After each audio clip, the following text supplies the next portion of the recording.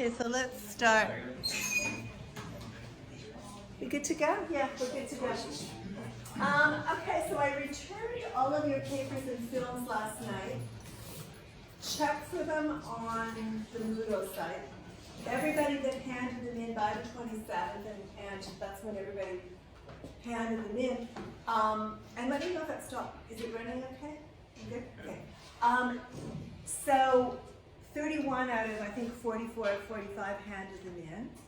And it's probably all the people in the room, I'm guessing.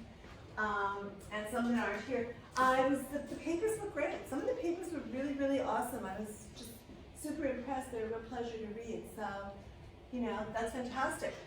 And people were doing really, really good theory. So, thanks for that, because it makes a real difference. It's so much harder grading papers that are not easy to read. Let me just say, no supposed to do.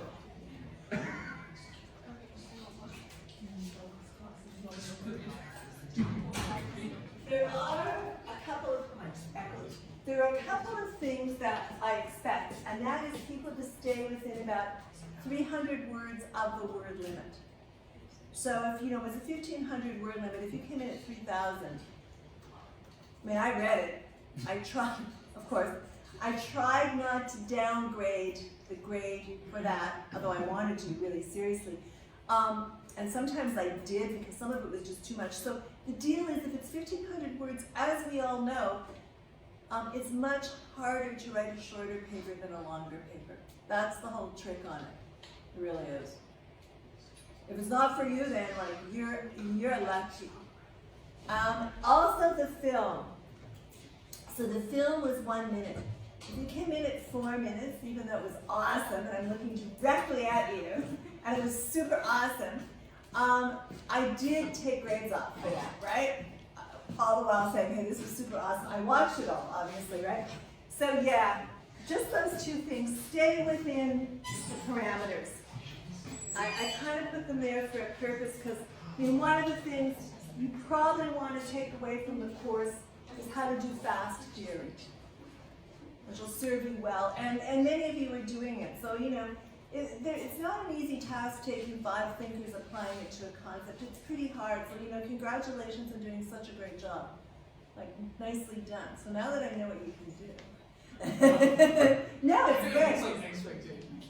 No, I was actually, no, you can never tell. No, the expectations are the same, but the thing is, it's really interesting what people can do with theory. So, way to go. Second term, we have basically 3 themes. Violence, and Sorel is really crucial. This is like the crucial text. It's going to recur and recur and recur, so I'm going to go over the key parts. We'll have a bit of discussion. The other is decolonization and violence. So it's violence, decolonization, and violence. And the third one is technology. Those would be the sort of the 3 themes that the 20th century work and 21st century work is spread through on second term. You've kind of got all the bases from first term for, taking a look then at the contemporary text. Like once you've got Hegel, once you've got Kant, and most people reference Hegel or Kant, once you've got Marx,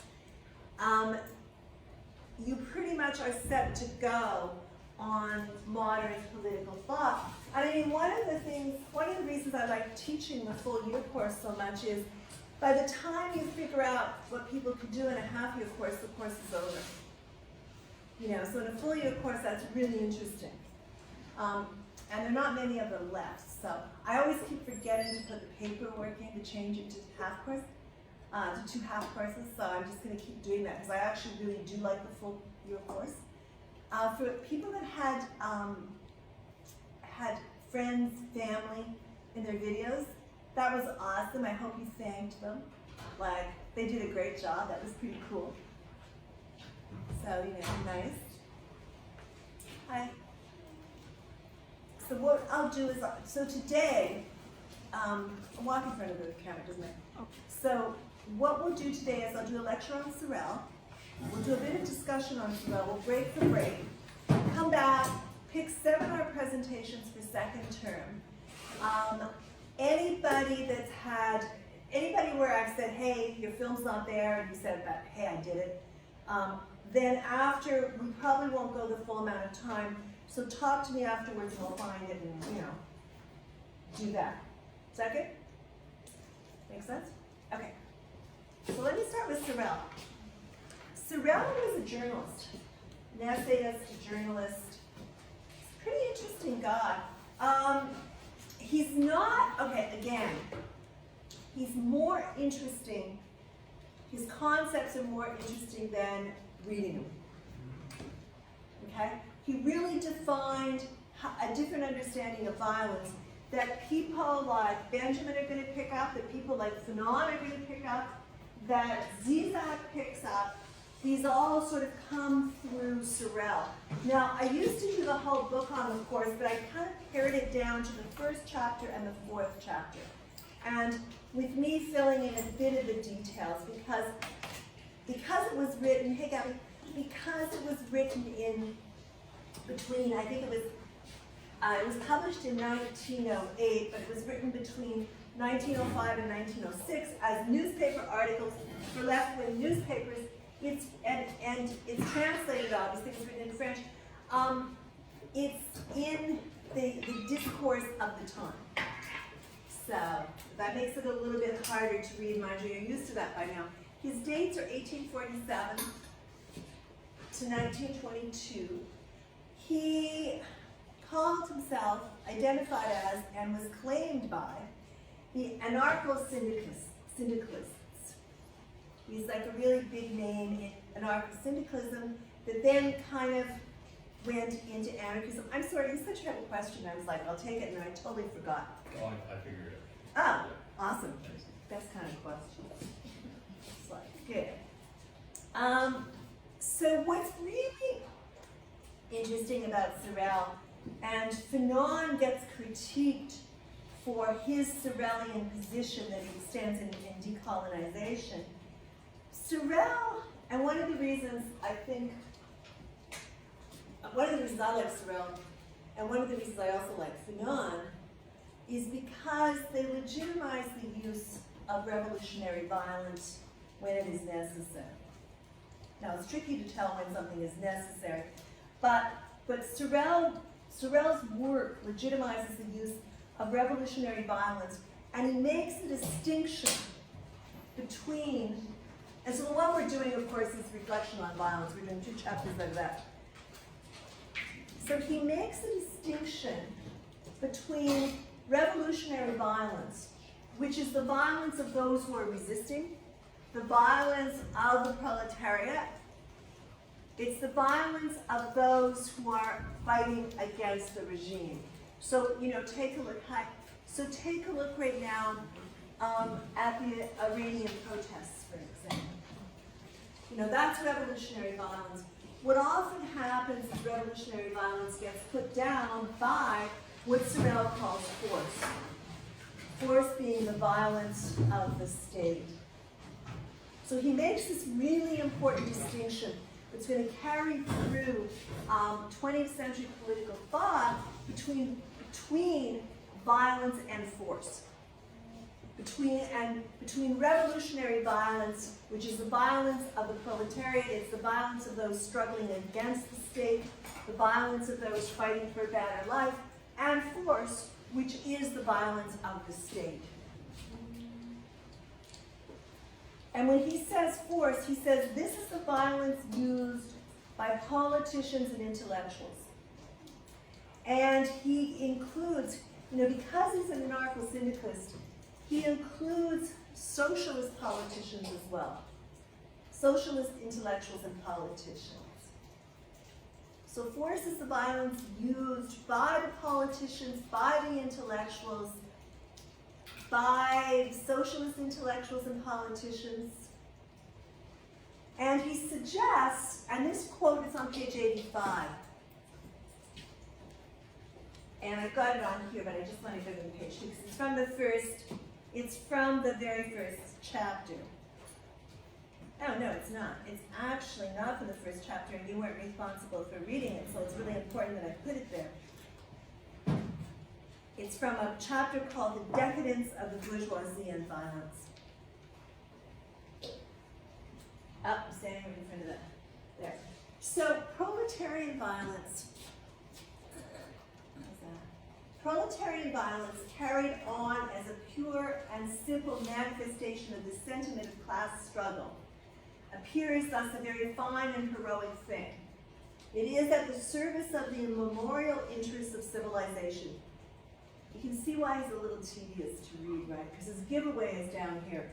It's perhaps not the appropriate method of obtaining immediate material advantages, but, and this is what became a really famous quote from Sorel, but it may save the world from barbarism. So he's saying proletarian violence, rather than being seen as barbarism, may save the world from barbarism.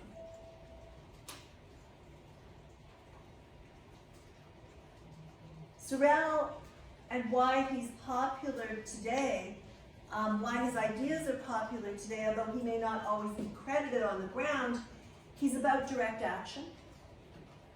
He's about general strikes. He's about boycotts brought about by the workers with the aim of the workers controlling the means of production.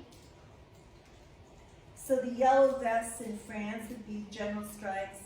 The French labor unions are really strong, so what you often get are general strikes, particularly in Paris, and other locations as well. General strikes or boycotts with the aim of closing down the site of production, at least for that day. What you see in Canada and also North America and internationally are student general strikes, student day of strike, which was in November. Now Sorel gets in trouble. He gets in trouble in one of his most important concepts, actually. And I don't think he should be in trouble, but he gets in trouble with his call for the need of myths. He says that any call to action, any revolutionary party, any party, there's a need for myths. And he says on page 115, which is part of what you were reading for today, on page 115, second paragraph, which this is taken from, he says that in myths are found all the strongest inclinations of a people, of a party, or of a class. Inclinations which recur to the mind with the insistence of instincts in all the circumstances of life, and which give an aspect of complete reality to the hopes of immediate action, upon which the reform of the will is founded. That's the full quote. So he says, in myths are found all the strongest inclinations of a people, of a party, of a class. Inclinations which recur in the mind with the insistence of instincts in all the circumstances of life. They carry through. The myth approach, and where he gets in trouble, the myth approach was used not just by socialist movements, but also by the fascist movements in the 20s and 30s. And it was used, if you look at their propaganda, it was really used to lead crowds into action. But Sorel, and I think it's important to remember, that Sorel would see the fascist party, the fascist movement, the fascist mass mobilization as being force, as being the violence of a new emergent state. He would see it as being an example of force instigated by politicians and not the violence of a revolutionary proletariat. He really makes that distinction. So it's not that fascist regimes don't use myth. If you take a look at their particular propaganda today, you'll see myth carrying through. But it's myth that is really used to mobilize from above, and it's instigated by politicians, rhetoricians, and it's not sort of the violence of the revolutionary proletariat. And you're probably thinking, well, nothing, and this gets complicated. Public thinking, well, nothing really is necessarily the violence of the revolutionary proletariat, but you will have spontaneous protests, okay? You'll have spontaneous movements. You see them in situations of extreme duress, where the government has really betrayed, betrayed their country, betrayed the people in their actions. And you'll see that rising up in from below. What you'll see then is organizers coming up out of that. So in a sense, I mean, also one of the things that happens with social media, particularly Twitter or another site, WhatsApp, for example, is that protests bring together a lot of people online that then hit the street. Okay, so you've got that. Now, Sorel would say yes, that definitely is not controlled by the politicians in power often, and not controlled by the state. That's something that's against. When it's used in election campaigns, so when it's, when you take a look at the Twitter, what Bernie Sanders campaign's putting out, or what Elizabeth Warren, or the whole, because I just watched the debate last night, what they're putting out, that really is politicians. Okay, that's the politicians and the people they've hired to do their Twitter releases. And as far as Donald Trump goes, if you read his tweets, I don't know. I seriously don't know. But the thing about Trump, and why I guess, they were saying last night on the debate that he's like the most dangerous politician. He probably is. Because in a sense, he wasn't schooled in international relations the way one is normally schooled. He is a wild card, and his followers tend to love what he's putting out in Twitter space.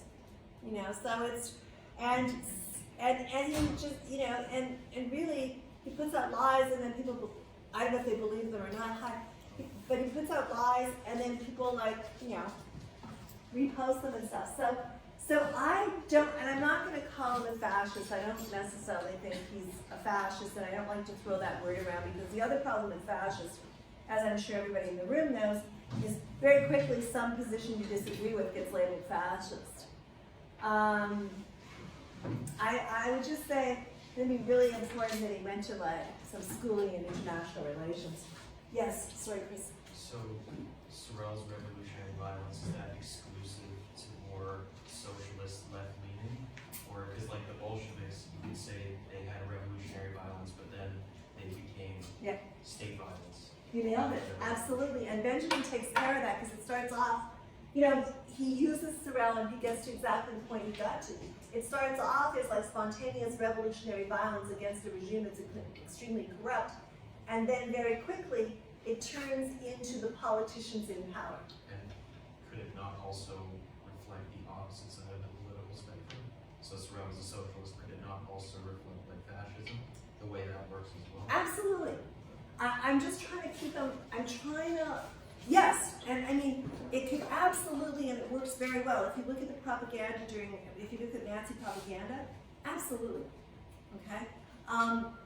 What Sorel would say, he says two things by the end of the book. One, he says that what's happened with both of us, and he's really, really coming down hard on the socialist leaders in France at the time for being sellouts to the bourgeoisie and sellouts to the state. And he says one of the things that happens is that they lose sight of the Marx that has the idea of the dictatorship of the proletariat that will go away. That it gets frozen in, which is precisely what happened with the Bolsheviks. So Benjamin adds to this, and we'll be doing Benjamin in a couple of weeks, where he says, once it becomes a stable regime, then because you're the stable regime, you're using the force of the state in a way.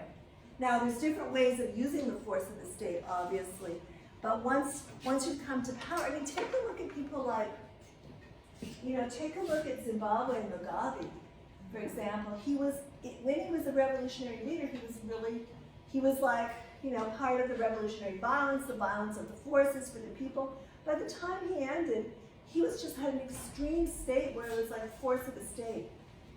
And you can accuse even Fidel Castro of that. You know, you can accuse almost anybody. Hi, almost, oh, Hamza, hi. Hey, what's up? I'm just doing class, you know. It's good to see you. So yeah, so you can accuse, like, it's almost inevitable. So then you say, okay, well, what does that mean?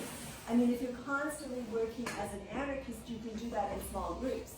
But once you've got to get certain things done, like, when does the state become a state that entails force? You know, once you've got a police force, and then once your police force, I mean, it's really important, as Benjamin points out too, who are the police forces working for? You know, because they're often working for, and not so much here, although there's, again, quite a few problems with the police force, but often in countries that are in real turmoil, they're working for one of the political parties, or one of the leaders, as we all know. So, you know, so force slips back in. But yes, myth is interesting because it's used by founding nations. It's used by any kind of group that wants to bring people together. And as Chris rightly points out, and as also Sorel agrees, it's used by the left and right. His only out on that is when the right comes to power, it becomes the force of the state. And you're quite right, when the left comes to power, it becomes the force of the state. You know, so it gets, or you end up, like, I don't know if you've been to the Zapatista free land in Mexico, which is, it's awesome. Okay, so all the Zapatistas really, I swear, they were all the Zapatistas that meet with you are like the same age as the grad students, or you guys' age, right? So you've got these young revolutionaries who are super awesome, and they also are wearing, you can mostly just see their eyes because they want to be identified. The only problem is they're contained in this area inside Mexico, right? Like they've got the area, and making most of their money from Zapatista tourist, you know, what we call fridge magnets, that kind of stuff. So in a sense, yes, they have, you know, a great sort of collective organization, and they're really awesome, but they're contained within the force of a very dominant state. So it doesn't take long while you're there to go, okay, well, this is getting kind of claustrophobic. You know, they have great schools and stuff. Like, I mean, it's like, not to, they've done amazing, but it is contained within the force. Sorel wrote Reflections, as I said, on violence as articles between 1905 and 1906. And he says, his method, I thought his method is very interesting. And that's why, partly why, the book, even though it's edited, is scattered, and it's difficult to sort of follow in any trajectory. His method is that, he said, is I write notebooks in which I set down my thoughts as they arise.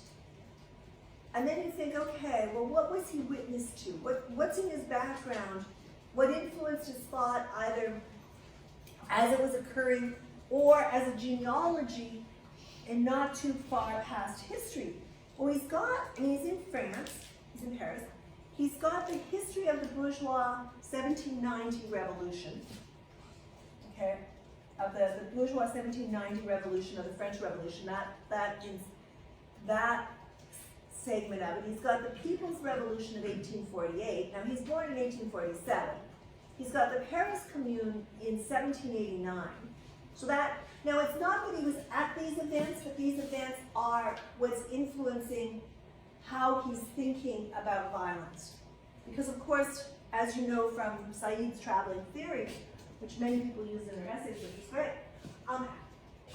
you end up taking stuff that has happened and then you put it into the current.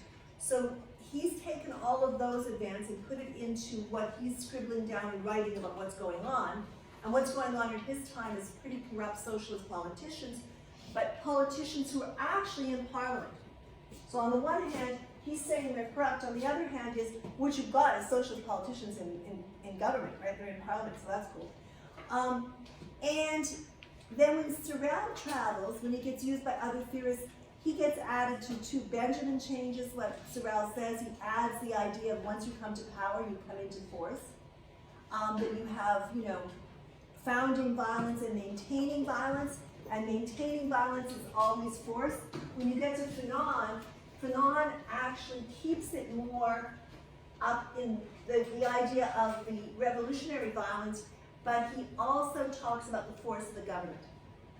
You know, so and then Zizek takes a look, and there's a wonderful movie coming out on police violence in France, in Paris, in the suburb that Zizek writes about. And it's actually opening at TIFF next week or something. It's like a 3-hour movie. It really looks amazing. I'll post some information online about it because it's really worth seeing. Because what they've done is they've taken the footage, etc., and they put it in the context of Les Miserables. And so it's a contemporary one, and it's what Zizek's writing about in terms of violence exploding because services are not provided, because police are it shows police constantly harassing like the young people. And taking their phones and like breaking them, like it's really quite incredible. It's precisely what Sorel, Benjamin, Zizek are writing about in Fanon. So it'd be really worth seeing, and I'll post a link to that. What Sorel says is that it's through the state that middle class revolutions mimic the practices of oppression that were previously instituted by the state and monarch. And what he means by that is, you've got middle class revolutions that bring politicians to power who have good intentions, and what they've done in Sorel's mind is really replaced in a way, it's a secular replacement, but they've replaced the oppression that was under the direction of the church and the monarch before. So there's that trajectory that carries through, that they've institutionalized force of the state in the way that religion and the monarch had institutionalized it. Sorel's part of what he calls, I see, we did that one before. Sorel's part of what he calls the New School. And you're thinking, okay, this is 1906. So the New School in 1906 is Marxist, syndicalist, and revolutionary.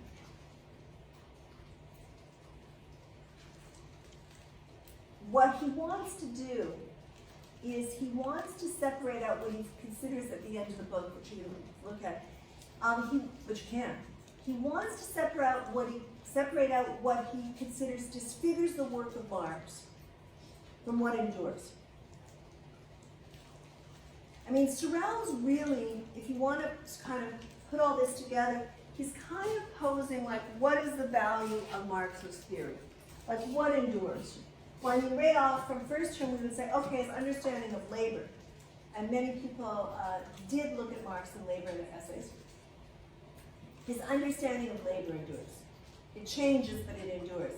What also endures for Sorel is the idea of revolution. He says what's disfigured Marx, he says that it is precisely what Chris was saying, the sort of freezing into the state structure.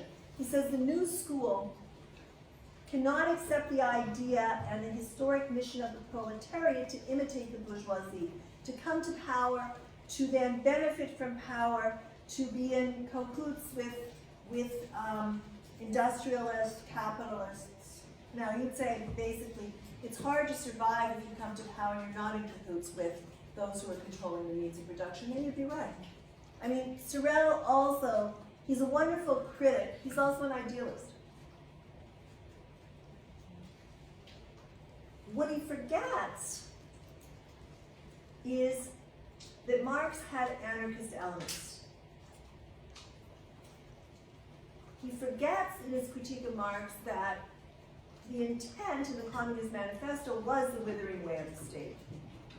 That there was a temporality to the dictatorship of the proletariat, but we have never seen that temporality. That's the problem. So for Marx, and of course, I don't know if Marx would say the same thing now as he said when he wrote it, right? But we've never really seen the temporality of the withering away of the state. It's been there. You know, it's almost impossible in a global system for states to kind of wither away. So you've got a problem there, but the value in his theory really is not that you're going to replace the bourgeoisie with the proletariat, but rather that there's anarchist elements. That Marx expects, whether he's correct or not correct, he expects the state to wither away. He expects this term dictatorship of the proletariat to be a temporal time, a temporal term. He doesn't expect it to last for 50 years and then have it implode, for example. And implode into capitalism.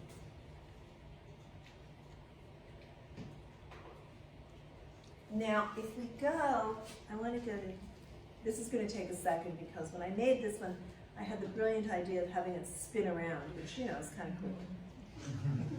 On the other hand, it takes a bit of time, because then it's going to stop, and we got to get to the next one. I guess I should have had it spinning while I was talking. So he's looking at two types of strikes, and we'll come back to this, but I want to put that out here right now so you know what he's really looking at. He's looking at what he calls the proletarian general strike, and that's chapter 4 that we looked at. And that is a strike that's based on the principles of revolutionary syndicalism, that's revolutionary labor and revolutionary political parties. And it leaves nothing of the state. So it's going to be, the state's going to disappear. And then you say, okay. And then towards the end of the book, he talks about factories where the workers are in control. And he's talking about, I think, 2 isolated factories. So you say, okay, how does that work? And you'd be right to say that. How does it work when there's left nothing of the state? Well, then you're going to have to build up again. And when you build up again, you're probably going to build up some sort of state structure. And that's not to say that some state structures aren't better than other state structures. So you could build it up with much less force. Then you have the political general strike, which is what one usually sees. And the political general strike is the strike of socialism. Excuse me, that puts demands on the system. Bless you. So things like shorter working, that's not to say it's not important. Things like a shorter working day, things like better wages, you know, things like the right to strike, striking for the right to strike, that kind of thing. That's all part of socialism, and that's all part of the political general strike. At the time, just preceding when and I think this is also important, at the time when he's writing Reflections on Violence, what he's influenced by is the social classes that come out in 1848 France, and I wanted to put these up here, and the estates, right? Being the different levels in government. So what you've got in 1848 is the royalty. So you've got these divisions, or the House of Bourbon and Bonaparte. You've got nobility. You've got the bourgeoisie, which are the non-nobles of wealth. They're really coming up when Sorel is writing. Lawyers are, you know, it's at the moment where lawyers are really important. So prior to this, you've got more control by royalty and nobility. When, after 1848 and when Sorel is writing in 1904, what you've got in terms of influence are the non-nobles of wealth, merchants, professionals, and by professionals he means lawyers, investors. They've really come into, I'll say they've come into their own there. You've got laboring classes who are part of the syndicalists, and also you've got peasants. You've got the rural element. So in terms of the structure of governing, you've got an estate structure where you've got first estate is clergy, then nobility, third estate is what he's interested in, which becomes the dominant one in terms of the different houses. And so that's the bourgeoisie and the laboring classes, and depending on how strong the laboring classes are in their syndicates, at some point there's just the bourgeoisie. So that would be sort of the structure he's working with. Because you see he makes reference he'll make reference, particularly in terms of this group, the third estate.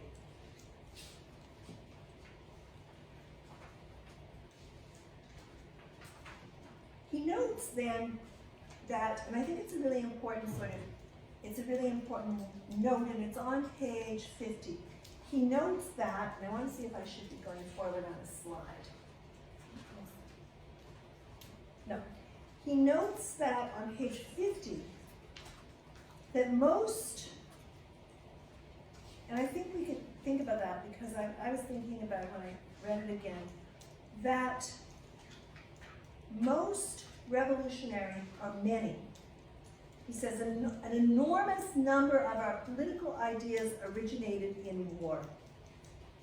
It's where the third paragraph there, he says, in order to understand the contemporary situation of democracy in France, which is kind of bewildered by the tactics of class struggle, in order to understand this, we have to remember an important part played by the Revolutionary Wars in our history. An enormous number of political ideas originated in war. War presupposes the union of national forces against the enemy, etc. So to go back to what I was saying, what he was influenced by, he's influenced by the French Revolution, 1848, the Paris Commune, and so is the democracy as it's playing out in France. An enormous number of our political ideas originated in war. On page 49, he tells you why he feels betrayed by the parliamentary socialists. And it's the third paragraph there, it starts today. And when he says today, remember that he means today. He means like 1905. He's writing in a newspaper article. So he says, today, parliamentary socialists no longer believe in insurrection. If they still speak about it, it's to give themselves an air of importance. They teach that the ballot box has replaced the gun, but the means of acquiring power might have changed without there being a change in mental attitude. And then he says parliamentary socialism, at some points he says, as a rhetorical writer, it talks out of both sides of its mouth. He says that parliamentary socialism speaks as many languages as it has types of clients. It addresses itself to working people, to small employers, to peasants, and farmers. But it doesn't hold, it no longer holds a belief in insurrection. It believes in the ballot box. This is a problem for him.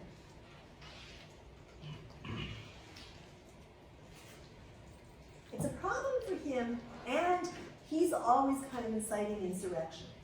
So if you go to page 60, he says that, there's plenty of working people.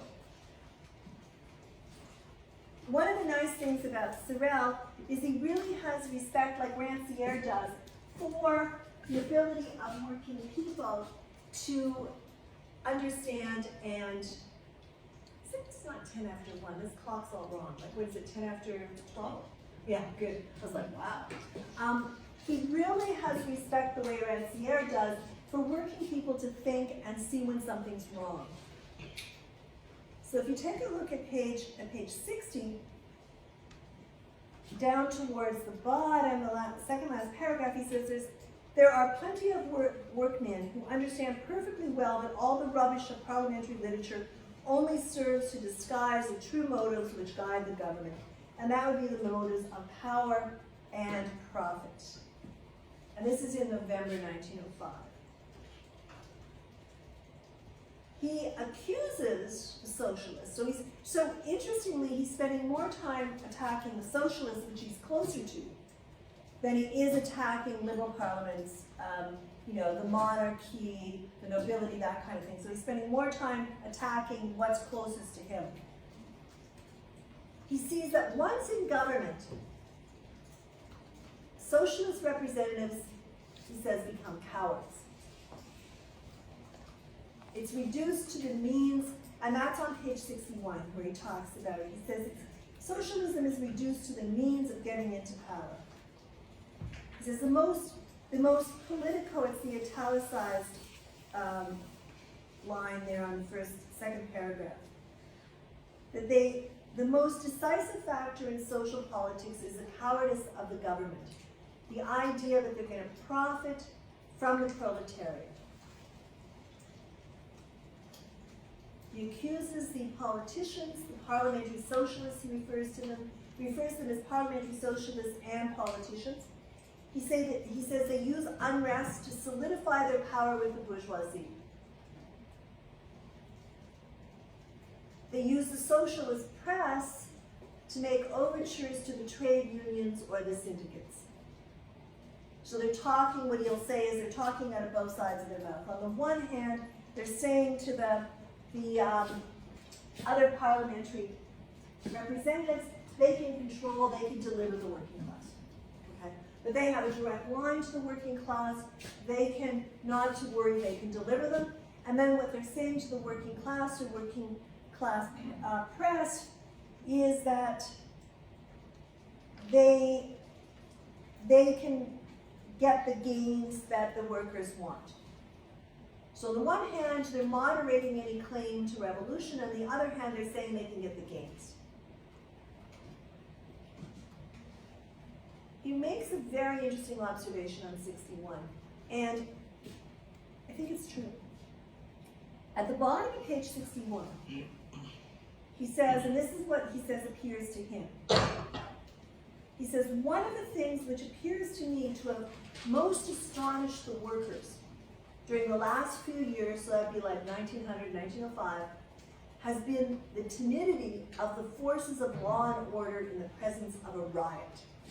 And you're thinking, okay, does that still hold up? And I don't know the answer to that. I mean, those in state structures, legislatures, politicians, who else? Police get really worried when you've got an on-the-ground riot going on, or an on-the-ground protest going on. But what they tend to do now is, depending what country you're in, but what they tend to do in a number of countries is fire into the crowd. I mean, they tend to kill their own citizens, which I don't know. I mean, certainly that was going on when Sorel was writing this, but I think he's right, and if anybody's got anything on this, I think he's right that the politicians, the legislators, are really afraid, the force, or what he calls the force of law and order, are really afraid in the pressure and presence of a riot. So it really puts pressure on them up to a point, and then it gets absorbed. So again, I don't know if Iran is a really good example, because there's been massive protests in Iran prior to and after what just occurred, the killing of Soleimani and the shooting down of the plane. And they're still going on. They drop out of the news. So you would have to say also, what happens in terms of a news cycle on this? Because when they drop out of the news, in a sense, governments or depending on the government, are more apt to attack the protesters. So I don't know. I think that it's really a problem when if you're part of the law and order in the state. It's really a problem when hundreds of thousands of citizens are out protesting.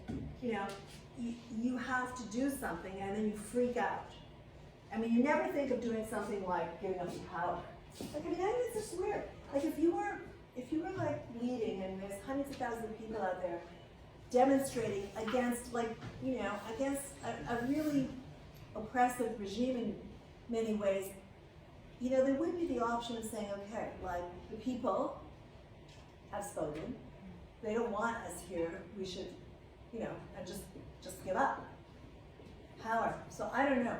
But what Sorel is saying is, any time that that law and order has like a real fear of citizens taking it into their own hands and being out, and he says riots, but I'll say demonstrations. Riots now really has this overtone of like breaking the law and like being really violent. Has anybody got anything on that or no?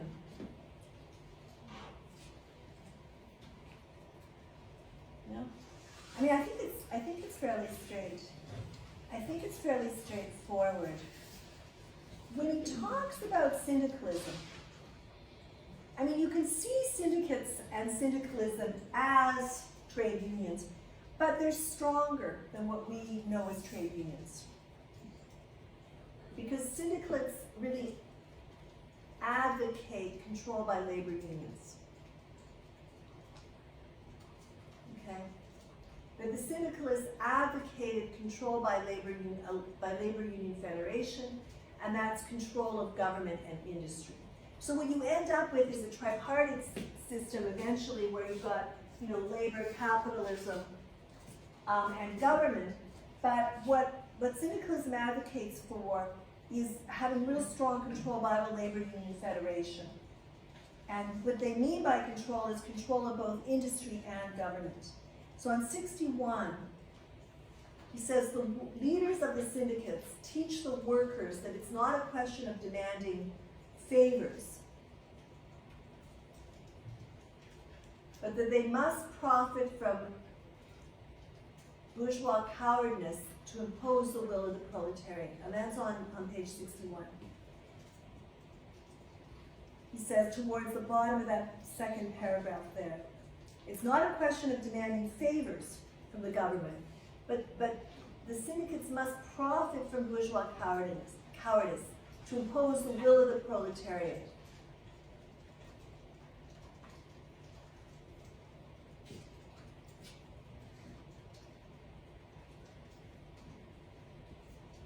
He also says, and I'm going to put up a slide for this. So he contends, and I'll get out of the way. He contends that one of the things which appears to me to have most astonished workers during the last few years has been the timidity of the forces of law and order in the presence of a riot. And we just did that. Then he says it's become more and more evident every day that working class violence in strikes possess an extraordinary efficacy. So he's saying working class violence in strikes possess an extraordinary efficacy. And what we have to ask ourselves is, does working class violence in strikes still possess an extraordinary efficacy? No? I don't know. It's really, you say no, Chris, what? I think, well, we've globalized our labor market, right? So if someone's in Canada protest that, oh, I'm not being paid enough, or want better benefits, it's easy just to outsource that labor somewhere else, and now you're worse off than you were before. Okay. I mean, that's not wrong. That means, I guess, that could be right. What about, Sue, right? Yeah. Did you have your hand up or no? Oh, no. Oh, you're okay. Russia. I would say that it's only effective if you have like a majority of like the population, well, of the working class. Like it doesn't work in pockets, which I think is a lot harder nowadays because there's like a lot more distractions, and then two, there's just different sectors of the market. So I think we're a lot more disorganized as like a working class. So it's like you'll have pockets of class violence like occurring, but I don't think like anything large enough to be effective. Right, where you sometimes, that's interesting, where you sometimes see it is around students. Okay, students, like in Quebec, for example, students can bring together a number of different, like, unions, etc., and maintain it for a while. Education is something because most people, I mean, education is something everyone's concerned about, right? And jobs. So if you know, so students can do that, but then it kind of, and then it dies up. You know, I guess. Did you hear that? Yeah. Yeah, I guess it just comes with my my critique of the left in that all these protests and riots and such demonstrations is a lot of mobilizing people that already know about your cause. Okay, can we not be talking over here? Yes, go ahead. So, yeah, if you're having any like protests, it's usually people that are allied with you that already know about the cause, right? But then there's a difference between activism and preaching this message and organizing, which is actually like gathering the masses and letting them know that these are the problems and these are this needs to all engage together. So wait, how's that critique Hold on on. the left? Hold on for a second. 'Cause I Al don't see had a her- critique.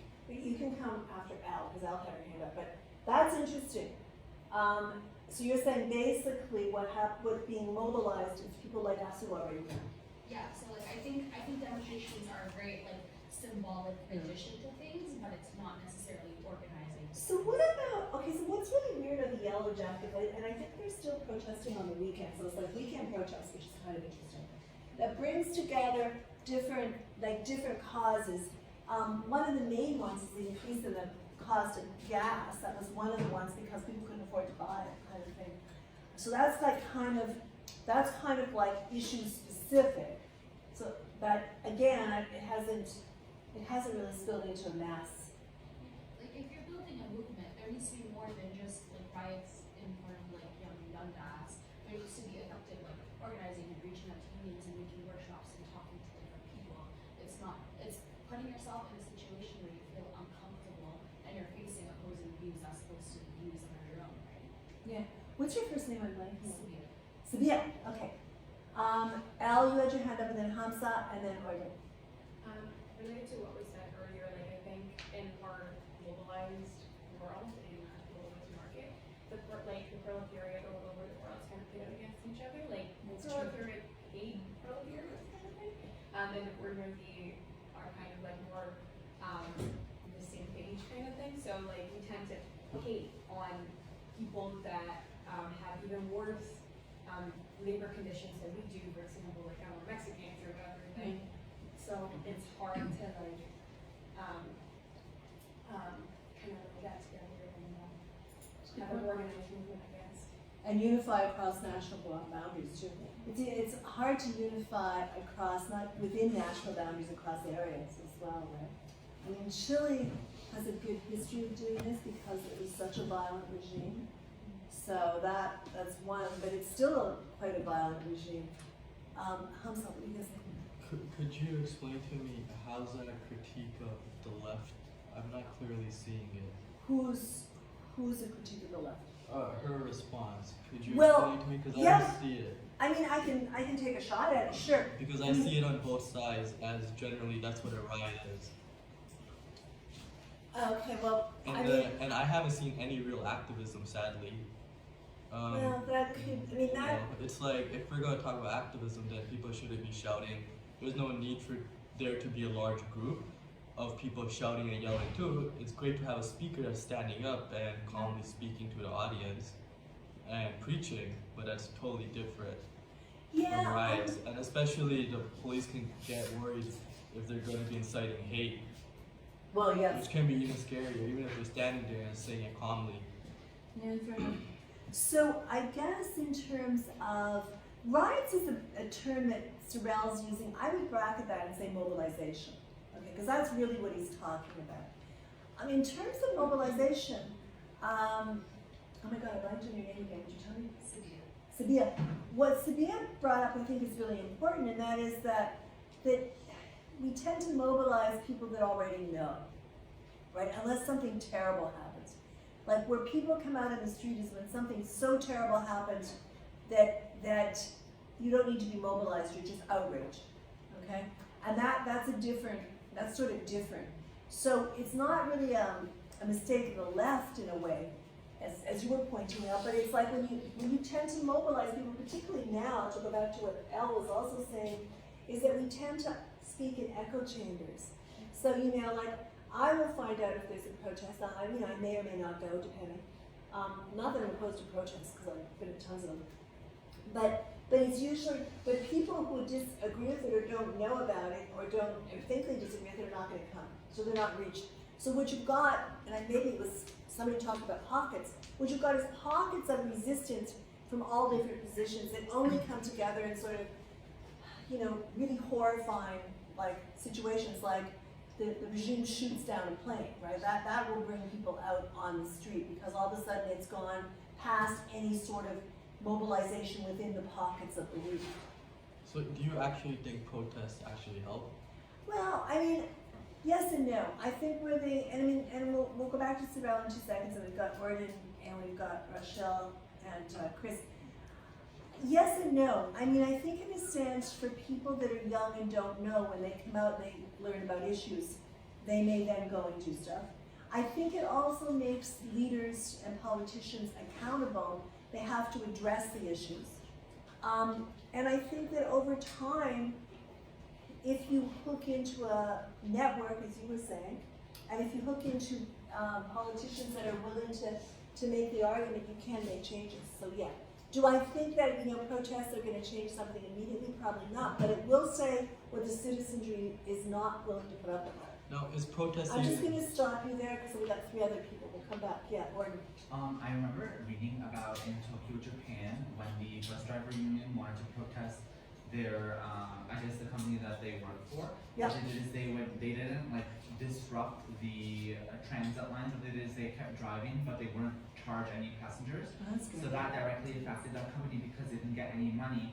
And I feel like that's a really good type of protest. The thing is with protests, you have to really plan how it's gonna affect the target, right? And I feel like the Japanese were successful because that definitely hit the company really hard. And it also didn't alienate the passengers. Exactly, that's the thing also with what she was saying, Sabia, what you were saying. A lot of times, your protest, and also what you were saying as well, it's like the echo chamber, your protest is towards the company and not towards average everyday citizens, right? Like, for example, in England, when there was the, I don't know what they call, like, radical environment group, they were gluing themselves to the subway system, but then taking the subway or public transportation is much more environmental than driving your own car. So why are you punching other people? You know what I mean? Good point. Yeah, that's a good point. The environmental movement is also a very good example of many people coming together. And I think you can also see, perhaps, that it's become a pretty strong, at least talking point election issue in the US. So that has had an effect. Yeah. Rochelle and then Rochelle and then Chris. Yeah, like I think a protest can be effective, but again, it depends on the amount of people protesting. I think also it does signify like whatever problems the citizenship is like facing, whatever issue that they're protesting. So I think it is, like you said, like a good indicator for politicians. But I think like if you have large enough like protests, like you just going back in history, like they've been effective. They've been like regime toppling. Just because like maybe we don't see it enough like in our modern day like society, you can't say that all protests never work because like there's countless examples of protests that have like produced change. Absolutely. So where you can see it, and it's a really good example is Chile. Yeah. Okay. Chile, you can also see it in Egypt, and then it's swung back in a way. You can see it in Iran a couple of times, and then it solidifies the force of the state, right? So yeah, I think that's really important to remember. Thanks, Chris, and then Gabby. So just another thing to add is Sabina? Yeah. Yeah. Yeah, what I find too, is that protests now are more geared towards people who have the same ideas as those who are organizing. They're not looking to kind of bring more people in. In fact, what I find too is if you actually disagree with the movement that they're trying to espouse, you're shouted down, so Yeah. you're even further unattracted to that issue. That's a problem. That's really a problem. Yeah, that's a good point. Gabby, right? I think one of the main problems that we have today especially is distinguishing between social media activism and like real life activism that's happening, because it's in terms of protest, I think we've almost become desensitized to it in a way because we see it all the time because we're constantly looking at a feed. So for example, like if you look at protests that have happened without social media, there was still like galvanizing of a lot of people with the same, but projected to like the same cause without social media. So I think there needs to be like a distinction between social media activism and Yeah, one of the great examples on that is you get a sense on social media it's going to be a really big protest. So something in New York is going to be a really big protest on social media. So they had the security and everybody out, and there was like, and I was actually at that one. There was like 10 people. You know, so in that sense, that's kind of problematic. Okay, let me go on.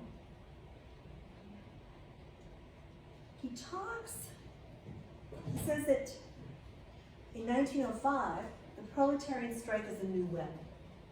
So it's not a new weapon for us, but when Sorel is writing about it, it's a new weapon. This is on page 81.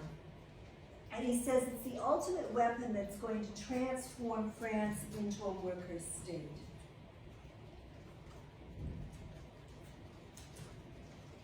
I was going to say, you haven't read page 81, but we'll just go with that because I was trying to pare it down so you didn't have to read sort of everything, but you would get the important points. So the proletarian strike at that point in history is a new weapon.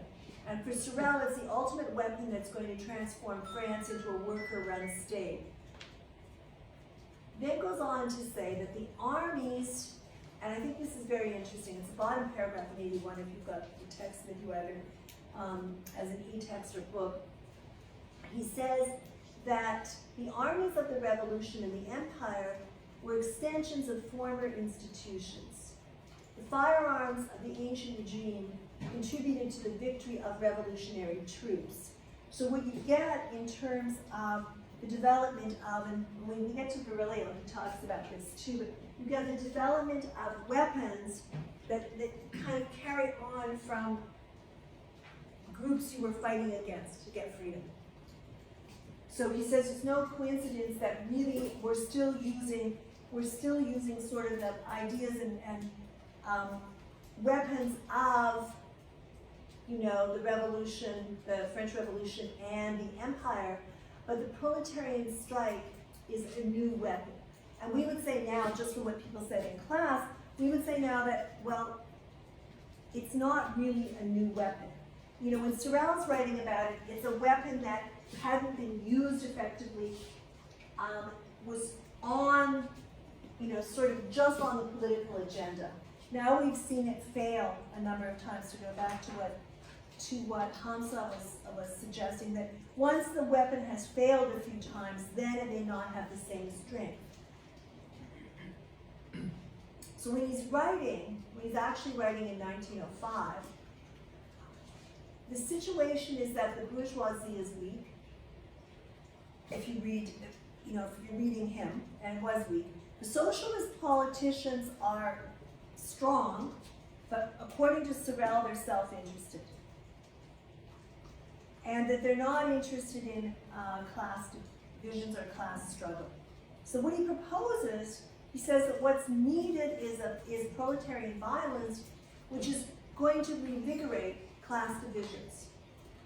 It's going to give you a strong bourgeoisie to react against, and it's going to reintroduce class struggle.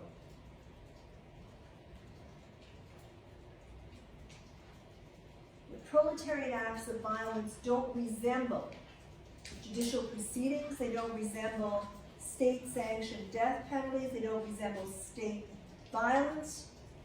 They're purely and simply, he says, acts of war. So, and Fanon picks this up, that proletarian violence are purely and simply acts of war, but have a trajectory that go from previous resistance to the regime and the regime itself. That they're purely and simply acts of war. So proletarian violence, in other words, got this trajectory from previous revolutions, and it's got a trajectory from what then gets incorporated into the empire and then gets fought against. Proletarian violence is a new form of violence. He says it breaks, although it's informed by, it breaks with the history of force. And by the history of force, he means the history of force of the monarchy, of the church, of the French Revolution, which was a bourgeois revolution in his estimation.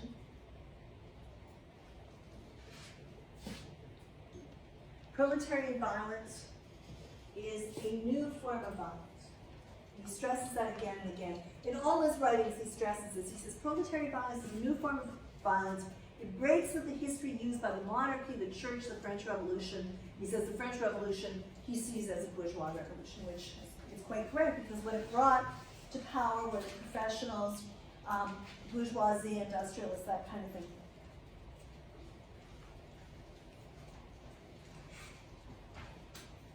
The proletarian general strike is the intent, now this is in the chapter we read, chapter 4, is the intent of socialism in miniature. It's the image of a revolution, and what the syndicalists do is they concentrate the whole of socialism in the general strike.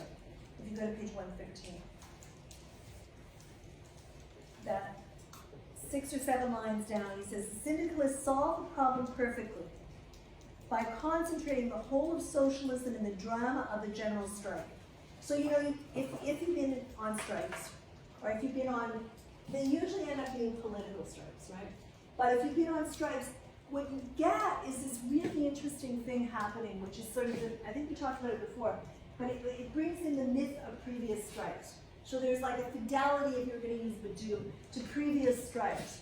And what you've got there, what's carried over, is this sort of myth of revolution. And for the syndicalist, he says, the whole of socialism gets concentrated in the drama of a general strike, which kind of explains why people start acting. I mean, when you see the strikes in York, people start acting like these are life and death issues, right? And you're kind of like, well, yes and no, they're really important, but it's not, it really isn't the general strike the way, the whole of socialism. And then you get accusations of betraying the cause and all this going on. It's because at some sort of psychological level, as Sorel is pointing out, the whole of socialism gets concentrated in this drama of the general strike.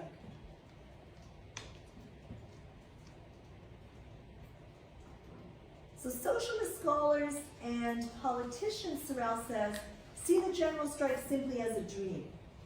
And he says, okay, and he likes to put down England. Okay, he says, okay, maybe that was the case in England, where trade unions were run by a working class aristocracy in cahoots with the industrialists and politicians. So he's accusing them of being in cahoots, but he says in France, it's not a dream, it's a possibility. That the proletarian general strike is not a dream in France. For him and the groups he's working with, it's very much a possibility.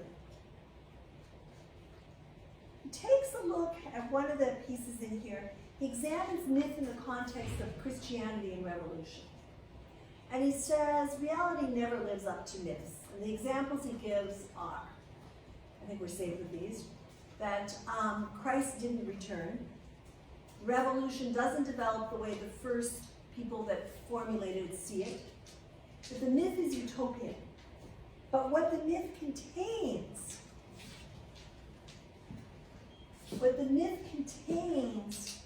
in terms of details of the future, in a way is irrelevant. Rather, what's important about the myth is the way Henri Bergson saw it, because he uses Bergson to try to work out the myth. What's important about it is this creative energy. It's a creative energy moving through time that links what's going on with previous occurrences, that accesses the body to the whole of the situation. So he says, look, where myth becomes important is ordinary language can't produce, and this is on page 113, which is a very important page, in terms of what he's saying about myth. So he says that ordinary language can't produce these results in a very certain manner. The appeal has to be made to collections of images, which taken together and through intuition, he's talking about the people seeing as intuition alone, before any considered analyses are made, are capable of evoking the mass of sentiments which correspond to the different manifestations of the war undertaken by socialism against modern society. The syndicalists solve this problem perfectly by concentrating the whole of socialism in the drama of the general strike. Now these are just sort of some posters. So once you mention, I mean, it works very well, because once you mention, and that's at the top of the page on 113, once you mention general strike, you've got a whole history, a genealogy of general strikes that have occurred and failed, have occurred and also been successful, that you hook your particular strike onto and have images that go back to the ones before. So these images are not, and what's also irrelevant is the details of the future. It's more the creative force in terms of images in myth. He says that myths then have to be judged as a means of acting on the present. The future's framed in some indeterminate time. For myths to work, the images and the myths have to be framed within, judged as a means of acting in the present. He says it doesn't matter whether the general strike is partial as a partial reality or a product of popular imagination. Rather, all that's necessary is to know whether the general strike contains everything that socialist doctrine expects of the revolutionary proletariat. That it's a catalyst that harkens back to what's expected. So if you go to page 118, and I've got 5 to 10 minutes left. If you go to page 118, and if you take a look at the top of the page, he says, we know that the general strike is indeed what I've said. The myth in which socialism is wholly comprised, and by the myth he means a body of images capable of invoking instinctively all the sentiments which correspond to the different manifestations of the war undertaken by socialism against modern society. And then he goes on to say, strikes have engendered in the proletariat the noblest, the deepest, the most moving sentiments that they possess. The general strike groups them into a coordinated picture, and if you go down to the bottom of that paragraph, he says, we thus obtain the intuition of socialism which language cannot give us with perfect clearness, and we obtain it as a whole perceived instantaneously in the general strike and the images and myths that go with it. That we perceive we obtain the intuition of socialism which language can't give us with perfect clearness. And this comes from Henri Bergson. And we obtain it as a whole perceived instantaneously. So you know, like when you're on a protest line or something, and there's people are singing revolutionary songs that really have nothing to do with what's going on. You know, like, but they're forming solidarity, and they're also harkening back to all the images and myths that go into making all the moments that come together instantaneously in that moment. So, you know, to go back to Lacan, because people use Lacan in their first term essay, to go back to Lacan, there is a gaze. So, I mean, you could say that Sorel is talking about a particular gaze that the world is projecting back to you, and then he's talking about the gaze you're projecting onto it. So the gaze of the world is not the gaze of the revolutionary strike. Okay, the myth. Well, that's what people who are mobilized are projecting onto it. Okay, and then amongst the group of mobilization, you're going to have this gaze that is founded in the myth and images of all sort of previous strikes and actions, and that's going to. And that's why it's going to come together like instantaneously. I want to go to slide 12. So general strike, page 18, and I'm going to do this again, because this is kind of his definition of images and myth and how it works. So this is what I read, but it's pared down. And you can see the images there. When you look at that poster, you think, oh, really interesting.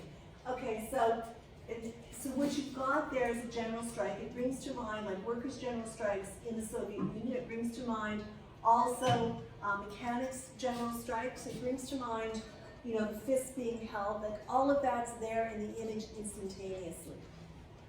The general strike is a myth in which socialism is wholly comprised. It's a body of images, and these are, you know, two dominant images, capable, or you know, even better. You know, like, it doesn't take long before Che Guevara buttons come out. Like, you know, because, I mean, Che Guevara was very awesome, so that becomes, it doesn't take long until that sort of comes out to really kind of link with previous struggles, or flags of other countries. You know, like a Palestinian flag, for example, in a protest on something else, links the struggles. Like, it kind of all brings it together, because it all is one sort of major struggle. So the myth in which socialism is wholly comprised, a body of images, and the images like, you know, for those of you that occupied the Senate chamber here, was it last year? Or the year before, 2 years ago. Okay, yeah, I think it was 2 years ago. So what was really interesting was the people that came from often around the world to address the Senate chamber, but also the flags and the images and posters there that hearken to images of, you know, socialism, the general strike. So a body of images capable of invoking instinctively all the sentiments which correspond to the different manifestations of the war undertaken by socialism against modern society. Now there he's not putting down socialism. Okay, he's seeing it the way he thinks it should be seen, as a form of syndicalism. Where the strike is issue-oriented. Yeah. Where the strike is issue-oriented, that's a political strike. The general strike is an undivided whole. So this particular poster, May 1st, International Workers' Day General Strike, solidarity with the migrant movements, we are the demand. We are the 99%, we demand economic justice, no work, no school, no housework, no bank, don't buy. So that is kind of bringing, if that was followed, for that period of time, it would bring society to a standstill. There was one problem with that, and that is, May 1st is more of a celebration than really a general strike, and it's kind of expected, so it doesn't catch anyone off guard. Well, that's a great poster in sort of seeing what the difference between a political strike and a proletarian strike is. So the political strike is issue-oriented. The general strike is an undivided whole. When it's taken as a whole, there's this identity between key elements of Marxism and the general strike.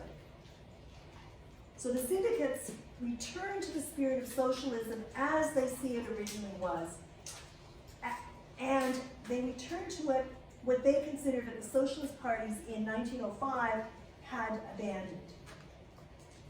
They see the general strike as class struggle in action, and then Sorel towards the end will trace, I got about another 5 minutes, Sorel towards the end will trace similarities to the Marxist revolution. So in the general, so he says, the general strike, like in the revolution, the proletariat's disciplined, they're united, they're organized by the mechanisms of production they're overthrowing, they put down their tools, their revolts have better results in periods of prosperity, and that's interesting. He says the workers' revolts have better results in periods of prosperity. He says with the general strike, parliamentary socialism, industrial parliamentarianism, dictatorship of the proletariat, these disappear. This is on page 126 for anyone who wants to follow it up. There's no room for sociologists, intellectuals, people in favor of social reforms. He's a journalist. As many people have noted, and Sorel notes this, he says that Marx avoids all details in his discussion of the proletariat revolution. So if you're teaching a Communist Manifesto or something, one of the first questions is, okay, what happens after the revolution? What does Marx say about that? And then you can go to some of his other writings and you can talk about labor, and you can kind of piece it together. But Marx really avoids details in his discussion of the proletarian revolution. And then Sorel says something very interesting on page 141, which I put here, and I think it really holds. He says, we're perfectly aware that historians of the future are going to discover that we labored under many illusions, because they will see behind them a finished world. Whereas we, in 1905, on the other hand, must act, and nobody can tell us today what these historians will know tomorrow. So it's kind of also what Said says in Traveling, theory. Like, theory takes on a life as it goes other places. So Sorel's theory then goes, to Benjamin, it goes to Fanon, it goes to Zizek, and it takes on more contemporary and applicable meanings. But I think that's really important that really, you can look, especially when you're reading material that's written, it's published 1908. So when you're reading material that's written that long ago, you go, yeah, we know that, and a lot of it failed. And he says, well, we are perfectly aware that people in the future, historians of the future, are bound to discover that we, labored under many illusions, because they're going to see behind them a finished world, whereas we are acting, and nobody can tell us today what these historians will know. So I think that's a good place to end Sorel with.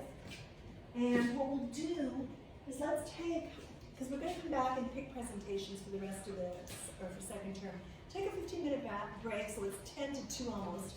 It's a little bit past that. Come back at about 12 after. We'll do that. Okay? And then once we've done that,